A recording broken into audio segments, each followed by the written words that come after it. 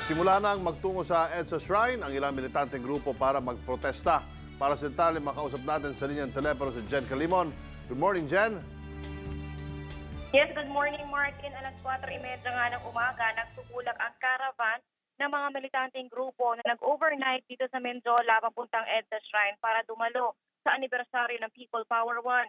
Binubuo ito ng nasa 100 miyembro ng Bayan Southern Tagalog. Bago sila umalis ay nagsagawa muna sila ng maikling programa sa Menjola. Ayon sa grupo Martin, matapos ng 3 dekada ay wala pa rin daw silang nakikitang pagbabago dahil patuloy pa rin ang krisis na nangyayari sa Pilipinas. Ang panawagan nga nila, magkaroon ng tunay na pagbabago na magsisimula sa isang malinis na halalan.